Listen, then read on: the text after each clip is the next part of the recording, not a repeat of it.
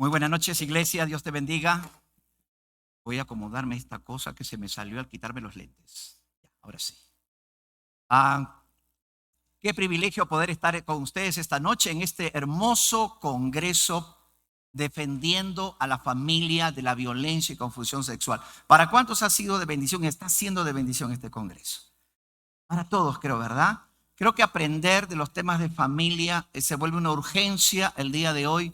Y hoy nos convoca un tema muy importante.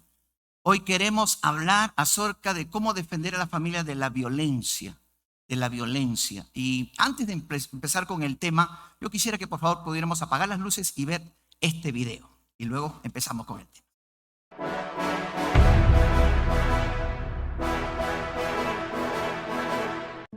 Este 8 de marzo se conmemora el Día Internacional de la Mujer en todo el mundo. Pero hablar de ellas, y más precisamente en nuestro país, es referirnos a la indignante ola de violencia que las acecha. Solo en enero de este año, el Ministerio de la Mujer reportó 16 casos de feminicidios y en febrero siguiente se han atendido 300 casos de violencia contra ellas. Según datos, de enero a diciembre pasado, la línea 100 del Ministerio de la Mujer atendió a más de 230.000 llamadas sobre hechos de violencia contra mujeres, integrante del grupo familiar y violencia sexual, un mal cuyo porcentaje de violencia en mujeres de 15 a 49 años por parte de sus parejas representa el 57.7%. Además, ese mismo año, más de 5.500 denuncias de mujeres desaparecidas, la mayoría de ellas menores de edad, según informe publicado por la Defensoría del Pueblo. Así, un total de 1.686 mujeres adultas y 3.835 menores de edad fueron reportadas como desaparecidas. No obstante, organizaciones especializadas aseguran que la cifra podría ser mayor, llegando a un promedio de 8.000 o incluso mayor. De esa manera, y de acuerdo a la estimación de la cifra, podríamos decir que cada hora que transcurre desaparece una mujer en el Perú, y la mayor parte de estos casos implican feminicidios, violaciones sexuales o trata de personas, como se ha podido evidenciar en situaciones pasadas. La violencia no conoce fronteras ni estrato social, pues no solo está en las mujeres adultas, sino en las niñas y niños. Según la encuesta ENARES, 7 de cada 10 niñas y niños han sido tratados violentamente alguna vez en su vida.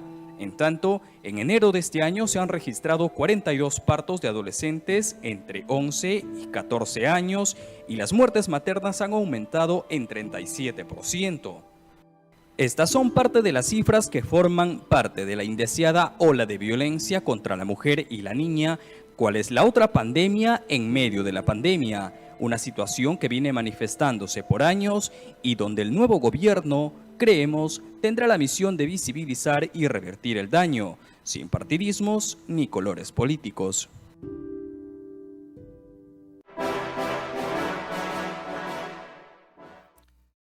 Qué dramáticas son las estadísticas que hoy tenemos que enfrentar. Y hoy por eso queremos abordar el tema de la violencia. Creo que el tema de la violencia es algo que estamos siendo nosotros testigos todos los días. Lo vemos en los noticieros todos los días, pero quizás el mayor drama es que mucha de esta violencia se está desarrollando al interior de nuestras propias familias.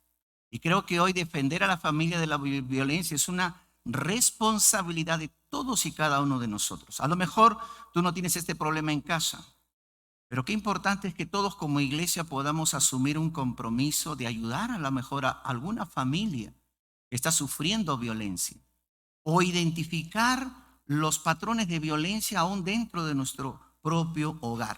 Vamos a comenzar este tema y hoy quiero hablar justamente, comenzar con Génesis capítulo 6, verso 5. Quiero que comencemos con este texto.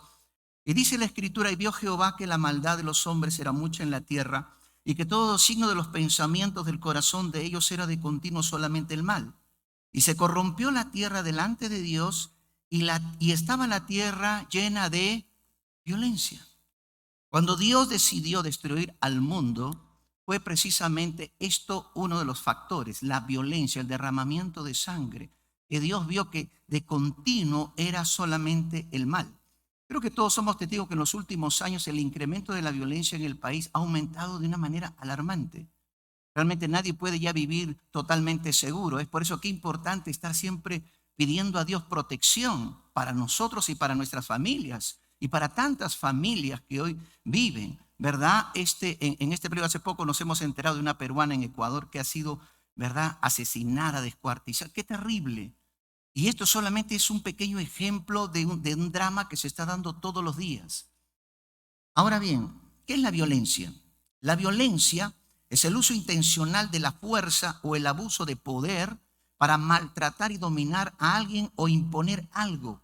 Se puede manifestar a través de comportamientos que involucran la violencia física, psicológica, verbal o económica.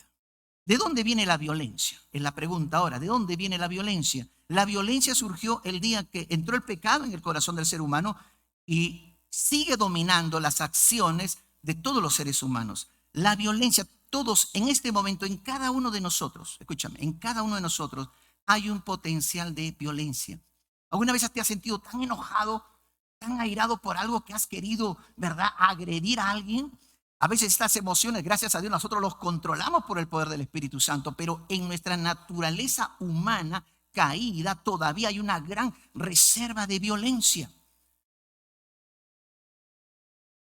Ahora, cuando hablamos de la violencia, pensamos que este es un problema del mundo, pero que no es un problema de la iglesia. Sin embargo, cuando Santiago escribe su carta, miren Santiago capítulo 4, verso 1, dice la palabra: ¿de dónde vienen las guerras y los pleitos entre vosotros? ¿No es de vuestras pasiones las cuales combaten en vuestros miembros? Y es que el enfoque de la Escritura no es que cuando nosotros nos convertimos a Dios ya estamos totalmente exentos de este problema, sino que aún como cristianos tenemos que mirarlo con bastante sinceridad. Porque veamos el primer acto de violencia. El primer acto de violencia se realizó en el seno de la familia. Y hoy eso no ha cambiado mucho. En Génesis 4:8 dice: y dijo Caín a su hermano Abel, salgamos al campo. Y aconteció que estando ellos en el campo, Caín se levantó contra su hermano Abel y lo mató. El primer asesinato se da al interior de un hogar. ¿Te imaginas tú cómo quedaron Adán y Eva después de este episodio? La familia quedó destruida. Y el dolor que trae esto. Y esto de alguna manera es una muestra de lo que hasta el día de hoy estamos viviendo. Por eso tenemos que mirar al interior de la familia si realmente hay síntomas o violencia en la familia. La violencia en la familia, los mayores índices de violencia se realizan dentro del hogar y empieza muy temprano en la primera infancia. Creo que si todos recordamos nuestra infancia, o tú puedes señalar episodios en los que mejor tú has sido víctima de violencia, donde has sufrido violencia. Yo recuerdo episodios en mi vida donde sufrí violencia.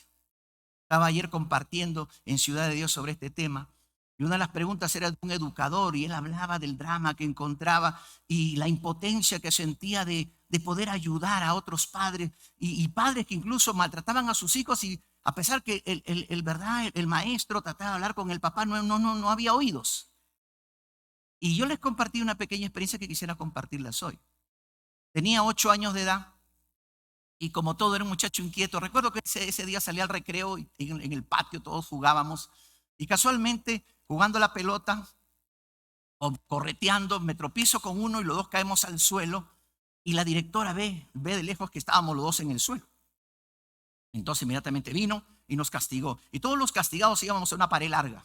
Parecía la pared del paredón, así, ¿no? Una pared larga y nos paraba todos en fila. Todos volvían después del recreo al salón. Y entonces venía la madre superiora, porque era un colegio, ¿no?, de monjas, ¿no? Y venía me acuerdo mucho, con su brazo atrás así. Y se estiraba cuando el 1,40 m le permitía, porque era chiquita.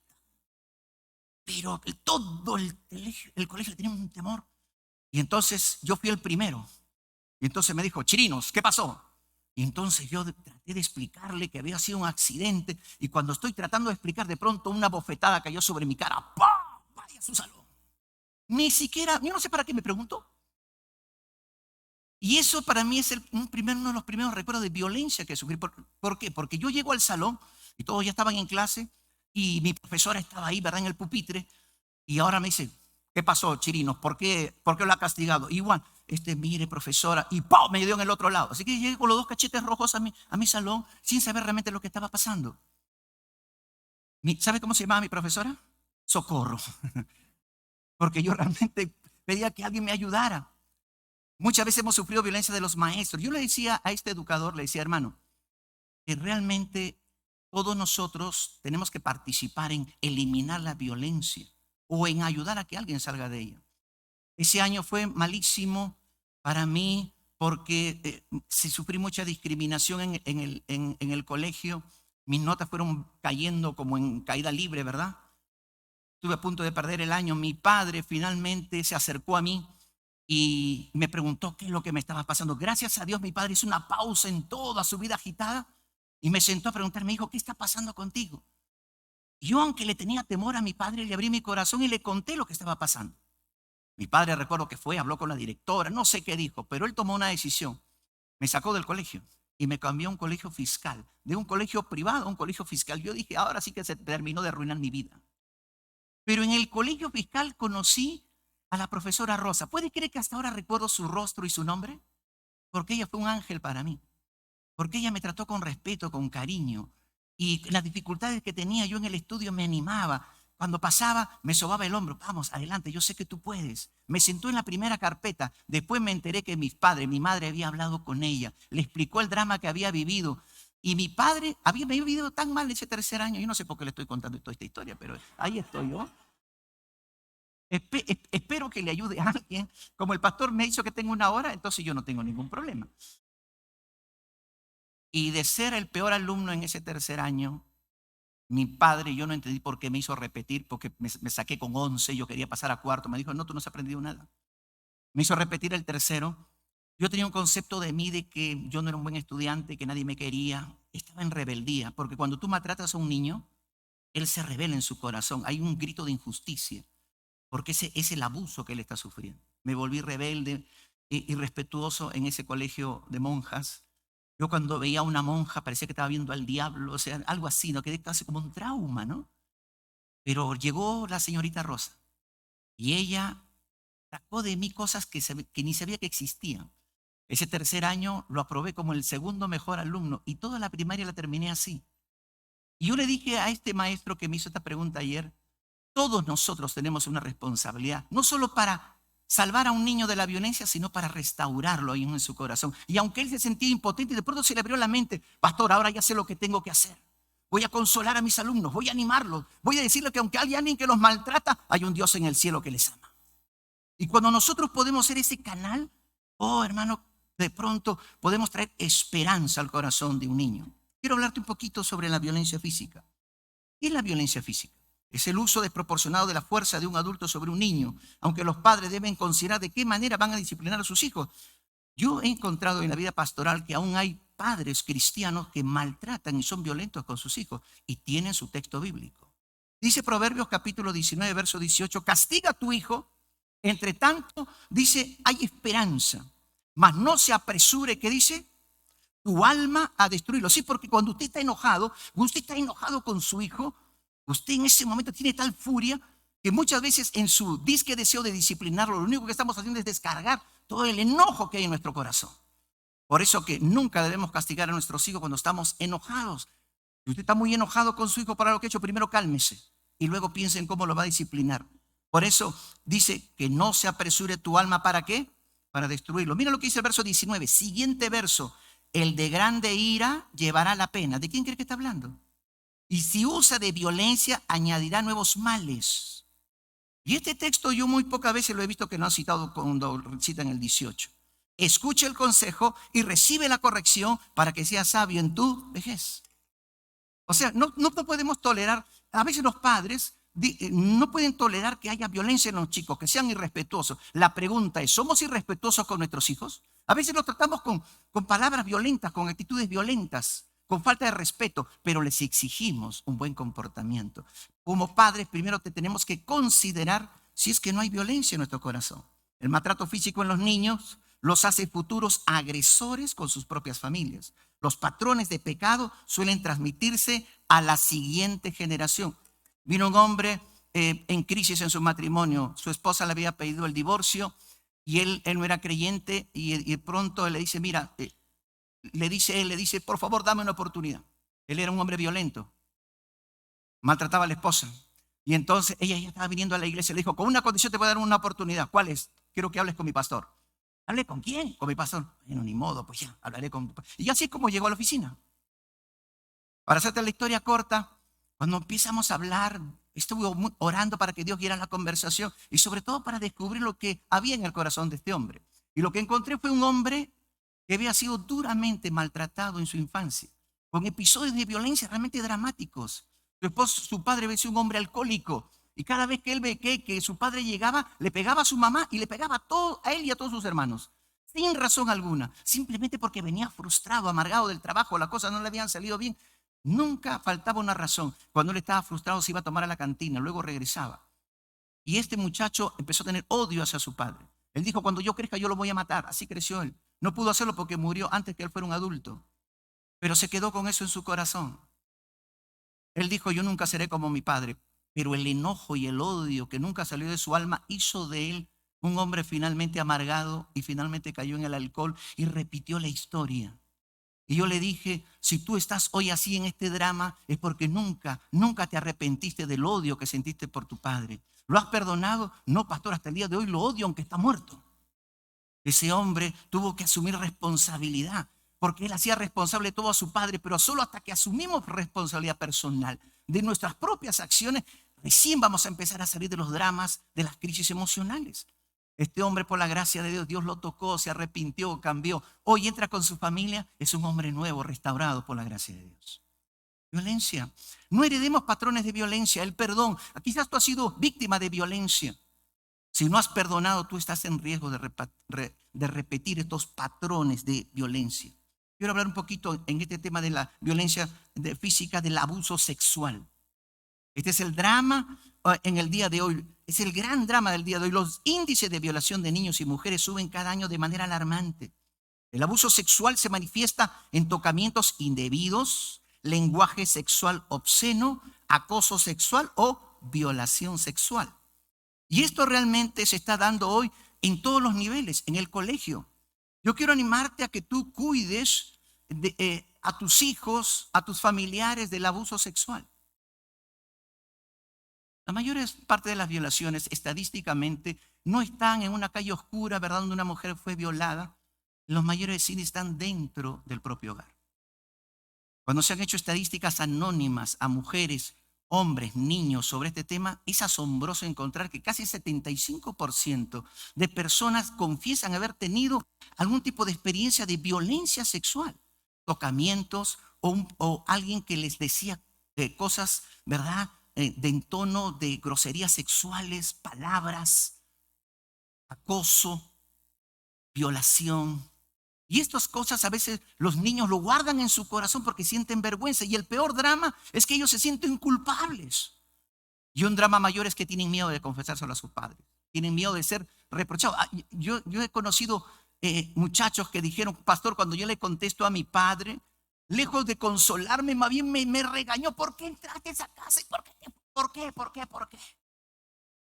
Y lejos de esta niña salir consolada, más bien salió sintiéndose peor. Y es que a veces nosotros como padres en nuestra desesperación buscamos los porqués. Pero más allá de buscar los porqués, tú tienes que, si de pronto descubre que ha habido un episodio así en tus hijos, en tu familia, lo que tú tienes que entender es que ellos necesitan consuelo, empatía, mostrar misericordia y entender que necesitan ser restaurados. Las heridas en el ámbito sexual no solo dañan la familia, sino que dañan el corazón muchas veces por años. Tuve un caso de un matrimonio donde estaban al punto del divorcio. ¿Por qué? Porque ella no podía funcionar bien en la intimidad con su esposo.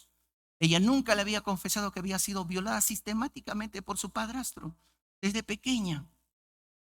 Y de pronto cuando ella por fin saca eso de su corazón, yo tengo que hablar con el esposo. Cuando ella con lágrimas le cuenta lo que ha ocurrido, él se puso a llorar. Porque ahora de pronto se sintió él mal, porque por muchos años nunca había entendido y más bien la había hecho sentir tan mal porque no funcionaba como él quería en la intimidad. Muchos de nuestros problemas hoy como adultos a veces están en traumas no resueltos en el corazón que tienen que ver con este problema de violencia. Te dije de que el abuso sexual muchas veces se da dentro de la propia casa. Hay un episodio que quizás tú conoces en 2 Samuel capítulo 13, versos 7 al 8. Aquí hay un padre llamado David, él es rey. Su hijo Absalón le ha pedido que su hermana Tamar, su media hermana, venga, y él se finge enfermo. Y dice que David envió a Tamar a su casa diciendo: ve ahora a casa de Amnón, tu hermano, y dale de comer. Y fue Tamar a casa de su hermano Amnón, el cual estaba acostado, y tomó harina, amasó, hizo hojuelas delante de él y las coció. Entonces Amnón dijo a Tamar: trae la comida a la alcoba para que yo coma de tu mano. Y tomando Tamar las hojuelas que había preparado, ella con un corazón limpio, inocente, va a atender a su medio hermano. Y cuando ella se las puso delante para que comiese, asió de ella y le dijo: ven, hermana mía, acuéstate conmigo. Imagínate, dentro de la propia casa.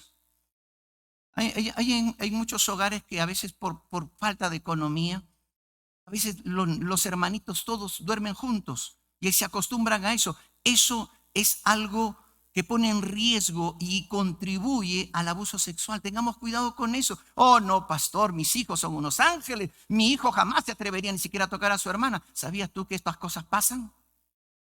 Por eso que necesitamos nosotros hacer todo el esfuerzo posible. Quizás en este auditorio no hay ese problema. Estuve hablando en Ciudad de Dios, donde había ese problema. Finalmente dice, ella entonces respondió: no, hermano mío, no me hagas violencia, porque no se debe hacer así en Israel. No hagas tal vileza, porque ¿a dónde iría yo con mi honra? La violación ataca directamente la dignidad de una persona. Es un acto de deshonrar a una persona en algo que es tan valioso para una persona y que le va a producir un daño que le va a acompañar el resto de su vida. Y que solo puede ser restaurada por la gracia de Dios. Donde en Cristo podemos ser restaurados en nuestra dignidad. Las personas que han sido violadas se sienten siempre sucias, se sienten de menor valor, hasta sienten de que de repente merecieron pasar por eso, entran en una confusión. Muchas veces, incluso en la experiencia pastoral, he encontrado mujeres dañadas de este tipo han recibido como una atadura espiritual, quedaron contaminadas espiritualmente, han tenido que experimentar la gracia de la liberación de Dios en sus mentes, en sus corazones, para poder funcionar como mujeres normales. Y ni qué decir de los niños, porque hoy los varones también están siendo, ¿verdad? Los niños varones también están sufriendo de esto. Muchos de los índices que hemos visto, ¿verdad? La confusión sexual. Imagina tú la confusión sexual que puedes tener un niño, una niña que sufre tocamientos o violación o palabras obscenas. Eso, ¿por qué? Porque ya creo que se ha hablado suficiente. La confusión sexual es la sexualidad es un desarrollo. Es un desarrollo donde uno va madurando hasta entender lo que significa la sexualidad. Por eso que tenemos que cuidar la psicología sexual de un niño y cuidarlo en su desarrollo. Él la forzó. Pero yo pregunto, hubo un padre, David, que envió al agresor directamente a la víctima. La pregunta es, ¿dónde estaba el discernimiento de David? Él no se preguntó, ¿y por qué realmente él está queriendo esto? Por eso, hoy como padres tenemos que estar alertas, atentos. Hoy debemos enseñar a nuestros hijos a defenderse de la agresión sexual, identificando las características de un abusador, reconociendo situaciones de riesgo, a comunicar cualquier situación extraña que amenace su integridad, a denunciar el acoso sexual y a rechazar toda forma de agresión sexual. Yo no quiero que simplemente esto sea una conferencia de lamentarnos de una problemática. Tenemos que ver qué podemos hacer. Una de las cosas que podemos hacer es educar a nuestros hijos. Ay, pastor, yo debería hablar de esto a mis hijos, sí. A cuidar, a que nadie puede tocar su cuerpo. A comunicar cualquier situación, ¿verdad? Que lo haga sentir mal. Tu hijo cuando llega de la casa, tú tienes que preguntarle cómo te fue en el colegio. A reconocer los síntomas de la agresión sexual. Cuando tu niño, que es un niño alegre, ¿verdad? Travieso, lleno de ilusión, qué sé yo. De pronto ya no quiere hablar. De pronto se aísla. Es un cambio significativo en su carácter. Tus alarmas tienen que sonar. Algo está pasando. Aquí algo está ocurriendo. Cuando él se iba contento de frente a estudiar al colegio y ahora ya no quiere ir. Algo está ocurriendo. Sí, el día de ayer, nomás de ayer hemos visto cómo en un colegio, el número 1 del colegio ha sufrido de agresión y lo han tirado de un tercer piso. ¿Puede ser eso posible? Sí. Porque hay mucho del bullying hoy dentro de las propias escuelas. Y eso también es violencia física. Esto comienza como una violencia psicológica, el bullying, que luego termina en violencia física. La pregunta es, ¿tenemos la capacidad de reconocer los síntomas? ¿O estamos tan ocupados que ni siquiera, oye, ¿sabes qué? No me moleste. Toma el celular, ve unos videos y déjame tranquilo. Tengamos cuidado. Tengamos cuidado. Enseñarle esto a nuestros hijos es cuidarlos. ¿Por qué? Porque tenemos que enviarlos al colegio, tenemos que enviarlos a diferentes lugares y ellos tienen que aprender a comunicar y a defenderse. El Señor Jesucristo siempre tuvo una profunda preocupación por esto. Y mira la advertencia que va a decir en Mateo 18, 5 al 6. Dice, cualquiera que reciba en mi nombre a un niño como este, a mí me recibe. Y cualquiera que haga tropezar a alguno de estos pequeños que creen en mí, mejor le fuera que se le colgase al cuello una piedra de molino de asno y que se le hundiese en lo profundo del mar. ¿Qué significa esto? Que para el Señor esto es gravísimo. Es gravísimo. Hoy debemos cuidar también la mente de nuestros niños de la violencia sexual, a la que están expuestos a través de la internet, de los dibujos animados que tienen lenguaje violento y de la pornografía también. Los padres no deben ver series o películas de violencia y mucho menos delante de sus niños. Yo tengo una regla. No veas ninguna película ni serie que no la podrían ver por unos minutos tus hijos pequeños. A veces los padres están viendo una película, ¿no? Ya los niños ya creo que están descansando. Y están viendo una película, se dan una licencia. Y hay violencia, a veces situaciones sexuales. Y de pronto el niño se despierta, mamá, mamá, y sale y se encuentra con una pantalla de 60 pulgadas. Con una escena terrible. Y te dice, apaga, cambia. Un momentito. Pero si tú tuvieras la regla, yo no voy a ver nada que mi hijo casual o intencionalmente no pueda ver. Entonces nosotros estamos realmente cuidando sus mentes. Hoy, la cantidad de niños que ve pornografía es alarmante. Le damos este pequeño aparato, dice que para que se distraiga, no moleste y esté tranquilo. Y lo único que estamos haciendo es hacer adictos a videos, a imágenes. Hoy los dibujos animados están llenos de contenido sexual y de violencia verbal. Un día mi nieto dice una palabra fuerte a su hermanita. Y yo me quedé literalmente horrorizado, que jamás se oye, ni en el colegio donde va, o sea, él recién va al primer grado. Y se enojó y él entró en ira y le dijo, voy a destruir tu cuerpo. Le dijo así, y yo dije, ¿qué? Yo casi me desmayo. Alonso, ven aquí, le dije. ¿Sabes la pregunta que le hice? ¿Dónde has escuchado eso? Me quedé mirando. Y él no decía nada, pero su hermanita, que es un año mayor que ella, dijo, lo escuchó en tal video.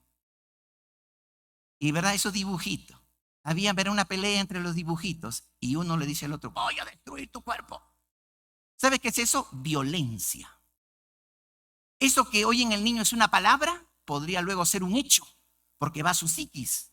Por lo tanto, tú tienes que cuidar aún esos dibujitos que parecen inocentes, porque creemos en nuestra mente, ¿no? Como hace 30, 40 años los dibujitos son infantiles, sin esto. No. El mundo ha cambiado demasiado, demasiado. El feminicidio. ¿Qué es el feminicidio? El feminicidio es el asesinato de una mujer resultado del odio, ¿no? De la misoginia o el desprecio por parte de un hombre machista que la somete a actos vejatorios, ya que la ve como un ser inferior o un objeto de su propiedad. Porque hoy estamos viviendo y siendo testigos de tanta violencia sobre la mujer. Por el machismo. Y aquí hablar un poquito del machismo. Somos una cultura que lamentablemente heredamos una cultura machista muy fuerte. Pero el machismo básicamente se afinca en una visión de la mujer totalmente lejos de las escrituras. Yo justamente hablando hoy del rol de la mujer, vemos que Dios creó al hombre y a la mujer con la misma dignidad. Varón y hembra los creó. Cuando Adán vio a la creación hermosa que era Eva, ¿qué dijo? Esto es ahora hueso de mí, huesos, carne de mi carne. Esta será llamada ¿qué? Varona, varona. O sea, la vio en igualdad, pero esto se deterioró por el pecado. Y ahora el hombre se empodera y empieza a maltratar a la mujer. ¿Y esto dónde se da? Generalmente en el ámbito familiar o en de relaciones sentimentales. Porque por muchos de los asesinatos de mujeres son cuando una mujer le dice, se acabó esta relación, punto final. No soporto más esta relación, me voy. Y el hombre tiene tal sentimiento, tal idea diabólica de que esa mujer es casi su propiedad, que no puede soportar la idea de que lo abandone. El hombre sí puede abandonar, la mujer no. No, tú no me vas a dejar de ninguna manera. No, sí, me voy, que me voy. Se va. No, antes muerta. Y literalmente la mata. ¿Dónde comienza el problema del machismo? Comienza también en el hogar. Recuerdo en una ocasión, yo llevo, ¿verdad?, a mi nieto ahí, a mi nieta, la última, al nido. Y encuentro conversando a dos madres de familia. Y una muy orgullosa le dice: ¿a que no sabes mi Dieguito? Le dice a la otra: sí, ¿qué pasó con tu Dieguito? Ya tiene 3 novias en el nido. Tan orgullosa. Mira, mi Dieguito tiene ¿cuántas? 3 novias. Le aplaude que hay 3 niñas que lo ven con ojitos. Ya, Dieguito es un niño muy, muy guapito, ¿verdad? Con mucho ángel. Las niñas, ¿verdad?, lo quieren jugar con él y ella le celebra. ¿Sabe lo que está haciendo esa mujer? Está haciendo de su hijo un mujeriego, un hombre machista. Pero quizás no dice, no diría lo mismo de su niña, ¿verdad? Mi niña tiene 3 novios. No se escucha, ¿verdad? Muy raro, ¿verdad? Muy extraño. Parte de nuestra cultura machista. Cuando, por ejemplo, tú en el hogar, y hay padres así, ¿no?, que en el hogar el varón no hace nada. Plánchale la ropa a tu hermano, lávale, sírvele, atiéndalo. Ese es un mensaje equivocado. Y quienes muchas veces refuerzan esa actitud machista en los niños, en los adolescentes, son las propias madres, que más bien deberían enseñar a sus niños ¿a qué? A respetar a su hermanita, a mirarla con la misma dignidad. Yo, como le digo a mi nieto Alonso, le digo: mira, tú eres el hermano mayor, apenas un año mayor, tú eres el hermano mayor. Tú tienes que cuidar de Sofía. Tú eres responsable, tú tienes que tratarla como el vaso frágil. Y eso se lo repito porque él, como niño, es tosco, y como viven juntos, tienen que jugar el uno con el otro. Lo bueno que Sofía aprendió también a lidiar con el varón, ¿no? Y sabe defenderse, ya descubrió su fuerza, ¿no? Y cuando él viene contra ella también arremete ahora, ¿no? Y de alguna manera, una mujer también tiene que aprender a defenderse en medio de una sociedad violenta.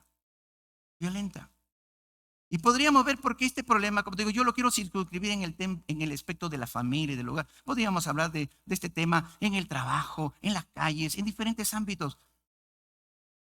La pregunta que podemos hacer: no, la iglesia, tú y yo, no podemos ser indiferentes a esto. Bueno, qué pena. No, si tú eres testigo, tú tienes que decir: Señor, dame sabiduría, algo yo tengo que hacer. Porque si no, de pronto me vuelvo como un cómplice de la situación, porque no hago absolutamente nada. Denunciar o hablar con la persona que está sufriendo violencia de repente en el trabajo y decirle: mira, ¿qué está pasando? Y aconsejarla, orientarla que puede hacer mucho vamos a verlo eso cuando hablemos de la violencia económica, porque el dinero también ejerce poder y es una manera de opresión. De eso vamos a hablar dentro de un momento todavía. El machismo ha distorsionado el modelo de Dios, que hizo a la mujer con la misma dignidad que al hombre. La palabra de Dios, por el contrario, nos exhorta a valorar y cuidar a la mujer como al vaso más frágil. Mira lo que dice 1 de Pedro 3:7. Vosotros, maridos, y aquí hablan los esposos, igualmente vivid con ellas como, todos digan, sabiamente. Vaya que si se necesita sabiduría para vivir con una mujer. Escucha. ¿Qué significa vivir sabiamente con una mujer? La clave. Varones, atentos. ¿Están atentos? ¿Sí? ¿Quiere usted la clave? Aprenda a darle honor a su esposa. Aprenda a darle ¿qué?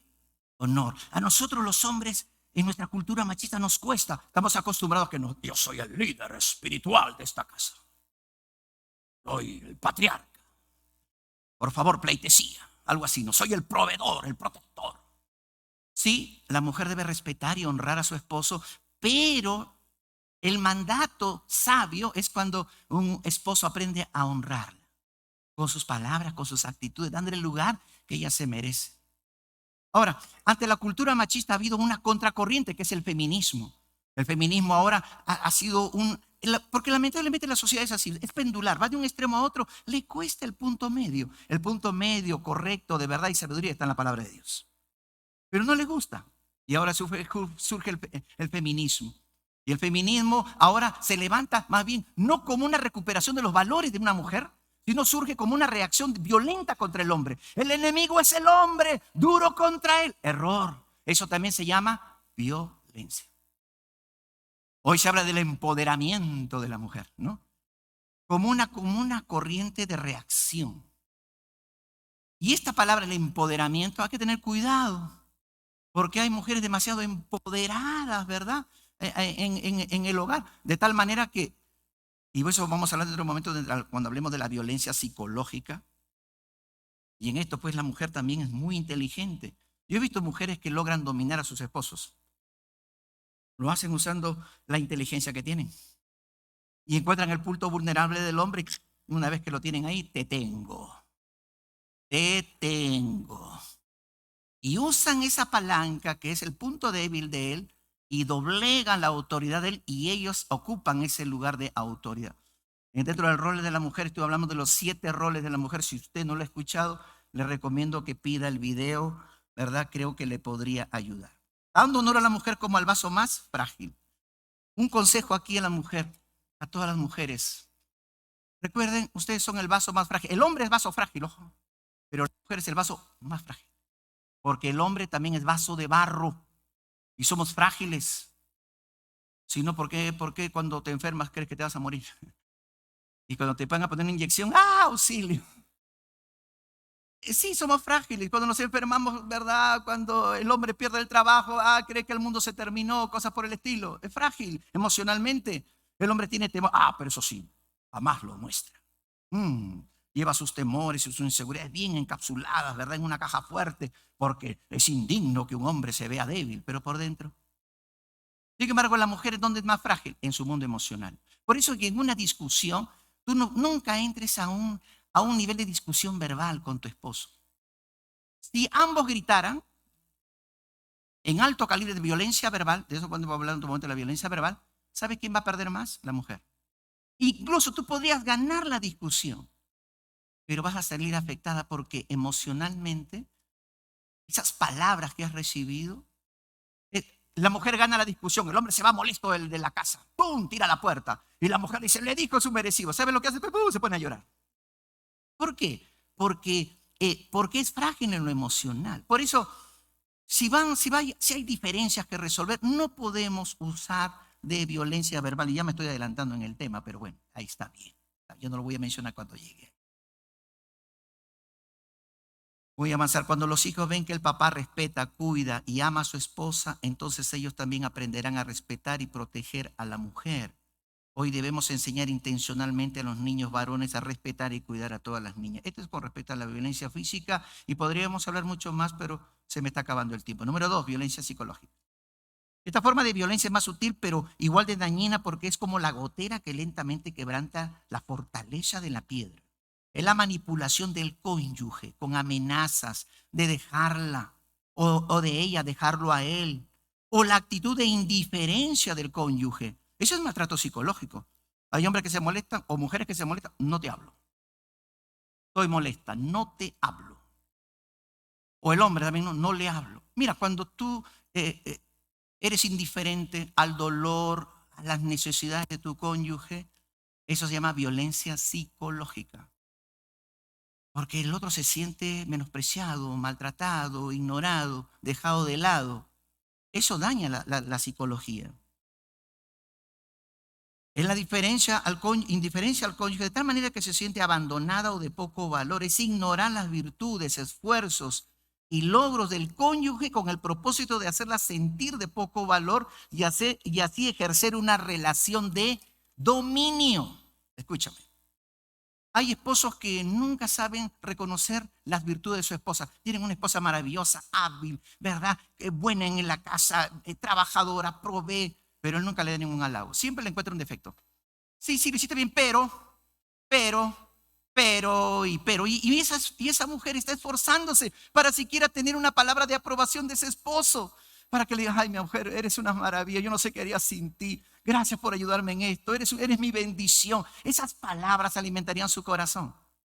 Pero de alguna manera, estos hombres, para ejercer soy superior a ti, van a encontrar un defecto. Y hermano, ¿sabes qué? En esta prédica tú puedes encontrar muchos defectos. Tú puedes decir, le faltó esto al pastor, no dijo aquello. Y es posible que tengas toda la razón y puede que lo hagas mejor que yo. Es posible.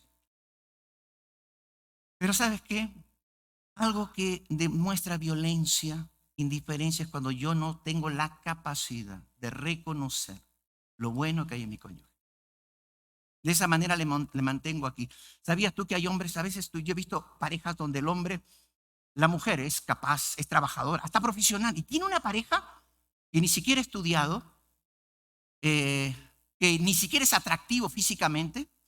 Y yo digo, ¿qué pasó aquí? Y ella está como dependiente de él. ¿Qué pasó aquí? ¿Sabe lo que descubrió?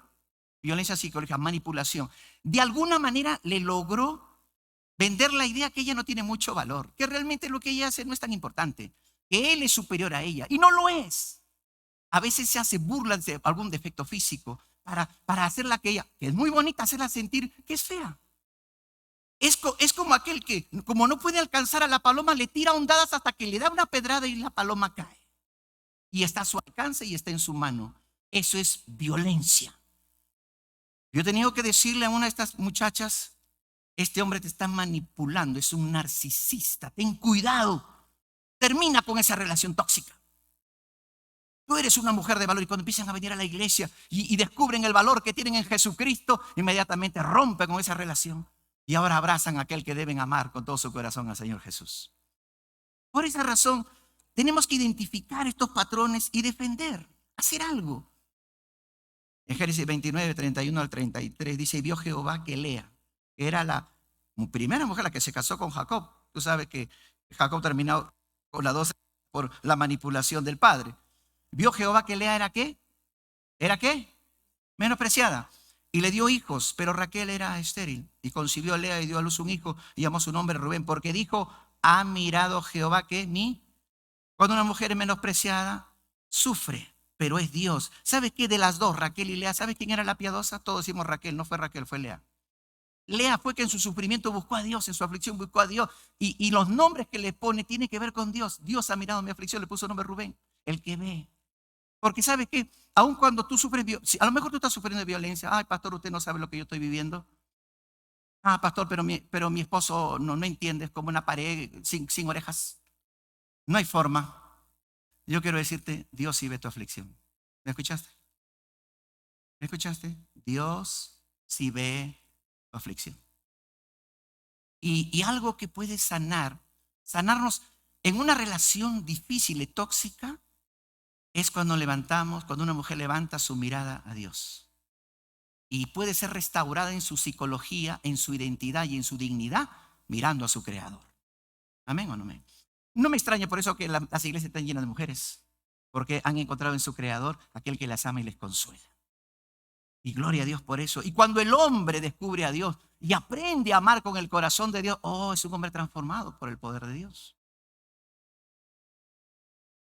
Violencia psicológica. Ha mirado Dios mi aflicción. Y es interesante porque una forma de violencia es cuando el hombre no mira a su esposa. Pasa, cruza, ni la mira. No existe. Pero Dios sí ve.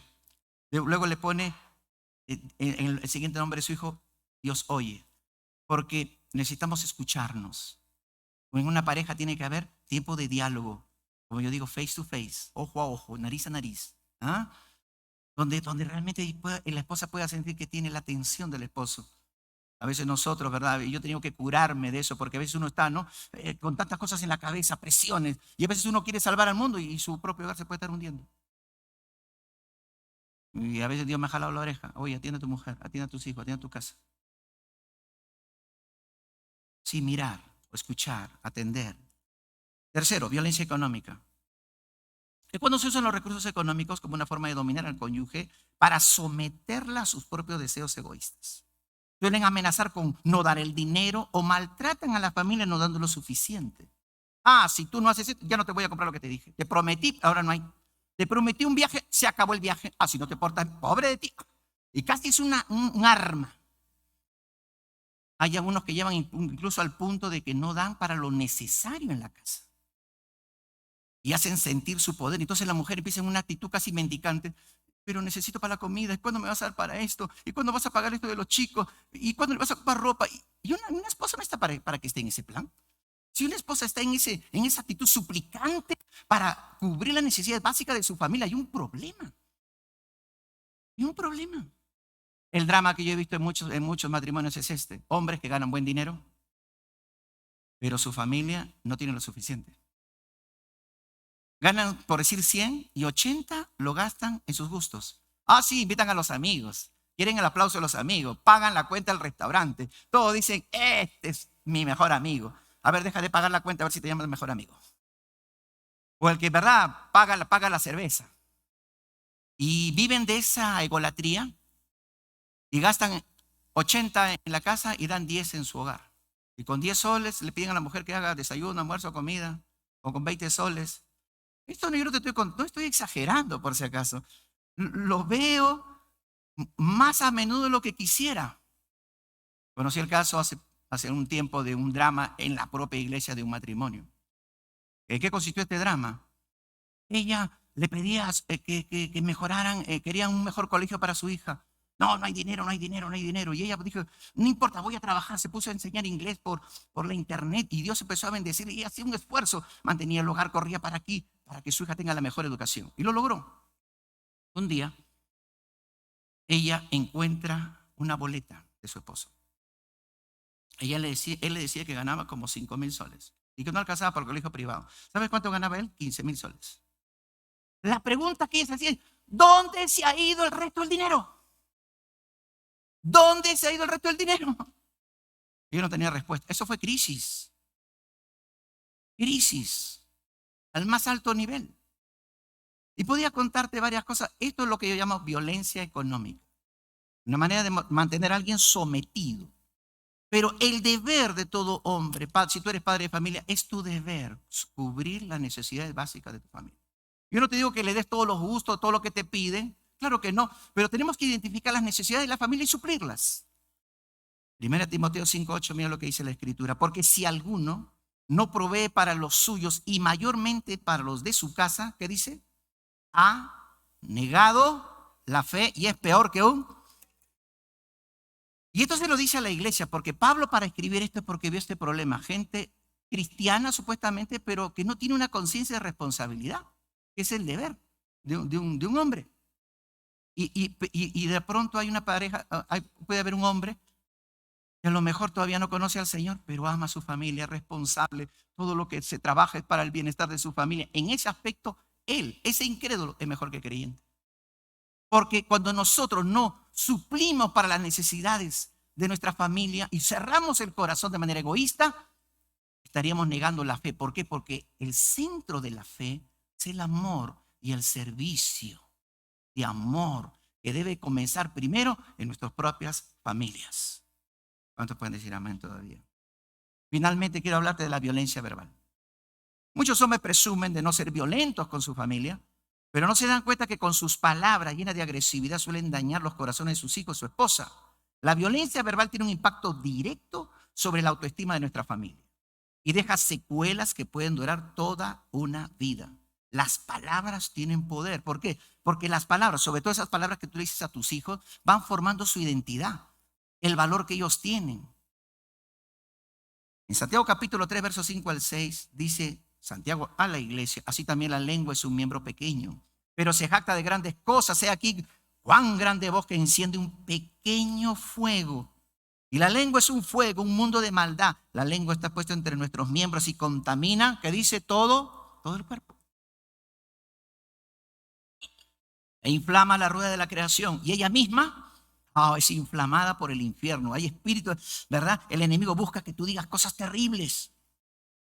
Muchas veces pensamos que esto es solo un problema de las personas que aún no conocen a Dios, pero la Escritura nos dice que esto también es un problema en el pueblo de Dios. Santiago 3, versos 10 al 11 dice, de una misma boca proceden ¿qué? Bendición. Cantamos a Dios, levantamos manos, bendecimos el nombre de Dios. Y también por la misma boca maldición. Y de eso voy a hablar el día de mañana cuando hablemos del poder de la bendición. No te lo pierdas, porque vamos a aprender los 7 principios de la bendición. Pero lo dejo ahí nomás. Disculpe el cherry, pastor. Para que venga mañana. De una misma boca proceden bendición y maldición. Hermano mío, esto que dice no debe ser así. ¿Acaso alguna fuente hecha por la misma abertura agua dulce y amarga? La Escritura nos anima a vivir en paz, ya que somos hijos del Dios de paz. Como dice el Salmo 133, todos lo conocemos, ¿verdad? Mirad cuán bueno y cuán delicioso es que habitar los hermanos juntos y en armonía. Llévalo eso a tu casa. Todos los hermanos, tus hijos viviendo ahí. Oh, qué delicioso es la casa. Oh, uno anhela llegar a su casa. Oh, mi casa. Pero hay niños que ni quisieran volver a su casa. O hay esposos que prefieren trabajar horas extras antes de que llegar y tener una discusión con la esposa. Pero tiene que ser. Y ese Salmo 133 termina diciendo, porque allí envía a Dios bendición y vida eterna. ¿Sabe qué significa esto? De esto vamos a hablar un poquito más mañana. Bendición y vida. Mucho de la salvación, vida eterna es salvación. Y mucho de la salvación de nuestra propia familia descansa en qué clase de hogar están viviendo hoy como hogar cristiano. Nosotros estamos modelando una forma de hogar cristiano y que tiene que ser de tal naturaleza que ellos anhelen también tener lo mismo. Y a veces fallamos en eso. Fallamos por acción o por omisión. Muchos de los pecados de la iglesia no están a veces en los pecados de acción, sino en los pecados de omisión. Las cosas que debimos hacer, pero no hicimos. Y no hicimos. A veces identificamos bien las cosas que no se deben hacer, pero no identificamos bien las cosas que sí tenemos que hacer. 1 Pedro capítulo 3, verso 9 al 11. Presta atención y termino con este texto. Disculpen, se me pasó el tiempo. No devolviendo mal por mal, o insulto por insulto, sino más bien bendiciendo. Porque fueron llamados, ¿con qué? Con el propósito, todos nosotros fuimos llamados con el propósito de ¿qué? De heredar bendición. ¿Por qué? Porque el que desea disfrutar la vida. ¿Cuánto quiere disfrutar la vida? Amar y ver días buenos. ¿Cuántos quieren ver días buenos? Refrene su lengua del mal y sus labios no hablen engaño. Apártese del mal y haga el bien. Busque la paz y sígala. ¿Cuántos quieren hacer esto? Cierre sus ojos, vamos ahora. Padre amado, gracias por tu palabra, por la exhortación de tu palabra. Señor, hoy estamos delante de ti y nada te podemos ocultar. Y hoy queremos pedirte perdón, Señor, por las veces que fuimos violentos con nuestras actitudes, quizás de indiferencia. Perdónanos, Señor, cuando fuimos violentos con nuestras palabras, con nuestras reacciones. Perdónanos, Señor, cuando debimos amar y no lo hicimos. Cuando debimos abrazar y consolar y no lo hicimos. Perdónanos cuando debimos honrar y no lo hicimos. Perdónanos cuando somos mezquinos con nuestras palabras de aprobación. Cuando somos generosos con nuestras palabras con otros, pero no con nuestra propia familia. Perdónanos, Señor. Y ayúdanos a vivir en paz. Limpia, Señor, nuestro corazón. Límpianos, Señor. Quita los rezagos de violencia que todavía hay en nuestro corazón. Porque queremos cada día, Señor, ser canales de tu amor, de tu consuelo, de tu paz en nuestras familias. Y si, Señor, podemos disfrutar de esto en nuestro hogar, permítenos como familia ayudar a otras familias. Ayudar a aquel que está sufriendo violencia en su casa. Quizás esa mujer maltratada, ese niño abandonado. Que no seamos indiferentes, Señor. Que donde veamos violencia, podamos ser ese bálsamo que cura la herida. Trae tranquilidad y esperanza. Porque en ti, Jesús, solo en ti podemos ser restaurados. Y hermano, hermana, si en tu corazón quizás fuiste lastimado, quizás hasta hoy cargas la violencia del pasado, yo quiero pedirte que lo entregues a Cristo en esta noche. Dile, Señor, tú sabes, solo tú sabes lo que viví.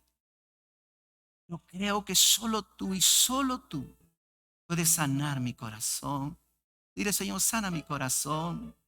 Consuélame, oh Dios, porque tú eres el Padre de misericordias, el Dios de toda consolación.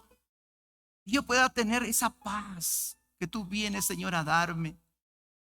Y yo pueda tener paz sobre lo que viví. Y hoy quiero levantar mi mirada a ti con esperanza. Sabiendo, Señor, que tú miras la aflicción de aquel que sufre violencia. Que tú eres el Dios justo, misericordioso y bueno. Oh Dios, gracias por tu palabra. Y ayúdame, oh Dios, a tener ojos atentos. Que nadie en mi entorno sufra violencia sin que yo haga algo al respecto. Sino hoy como iglesia, Señor, queremos comprometernos, ser proactivos en el cuidar de otros, comenzando por nuestra propia familia. Gracias, Señor. Gracias, Señor, por esta noche. Gracias por tu palabra. A ti y solo a ti sea toda la gloria y toda la honra. En el nombre del Príncipe de Paz, nuestro Señor Jesucristo. Amén y amén. Dios les bendiga, hermanos.